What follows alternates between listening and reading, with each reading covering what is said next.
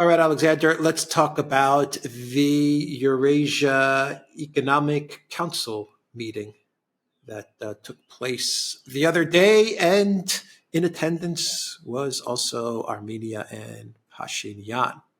So, what happened at this meeting? Well, it's a very interesting meeting, actually. I mean, this brings together the states of what's called the Eurasian Economic Union, which is basically Russia, Belarus, Kazakhstan, and I think Kyrgyzia as well. But increasingly, some of the other Central Asian states, Uzbekistan, Tajikistan, Turkmenistan, are aligning with it. But anyway, it was those core states. In other words, it's the economic core of what used to be the Soviet Union. Um, Armenia is also a member, and it has done very well economically, it must be said, out of the Eurasian Economic Union. Putin pointed out that Armenia's growth, it's achieved an annual growth rate of around 9% this year. And, it's doing that as a member of the Eurasian Economic Union. So, as we know, Prime Minister Pashinyan has been trying to realign Armenia with the West, but he's been talking about NATO membership and EU membership. He's thrown a huge fit over the Collective Security Treaty Organization. But at the same time, he seems to understand, or at least some of the people around him are perhaps telling him, we've got to keep in with the Eurasian Economic Union, because without it, our economy will go massively downhill. So he turns up in St. Petersburg, where they had this meeting, and apparently there were all sorts of private discussions, and they agreed a roadmap for their organization, which apparently moves towards, greater economic integration, improving economic links, and all of those sort of things within the Eurasian Economic Union, tying it together more closely. But at the same time, a big news was that they've ratified a free trade agreement with Iran. And remember, Armenia borders Iran, and Iran is a major ally of Armenia. But anyway, a free trade agreement with Iran. And they're now working towards concluding free trade agreements with the UAE and Egypt. So we can see how the territory of the former Soviet Union is reintegrating economically quite rapidly. Even Armenia is being pulled along.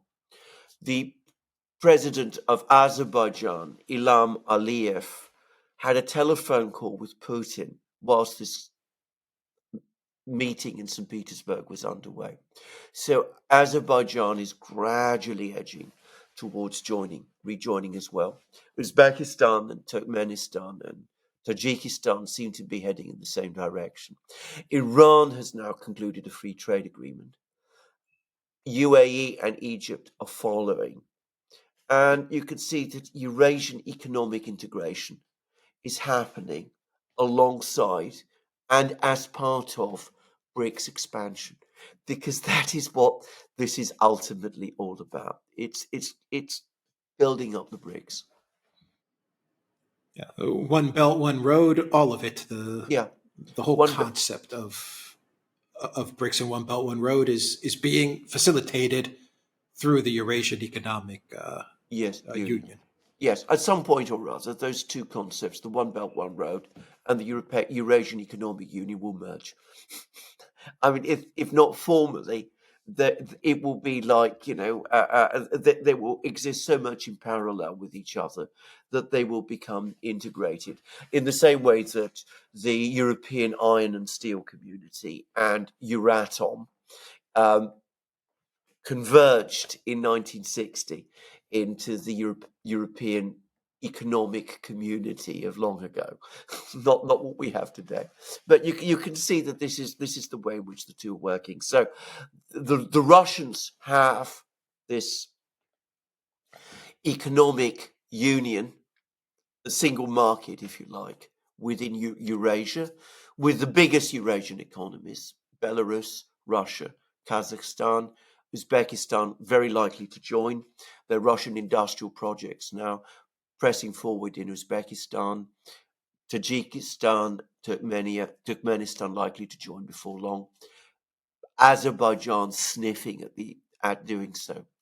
But the Chinese at the same time building all their various corridors and their infrastructure links, and Iran and the UAE and Egypt about to join the BRICS in January and negotiating their free trade deals with this Eurasian Economic Union, which opens the corridors to Chinese trade.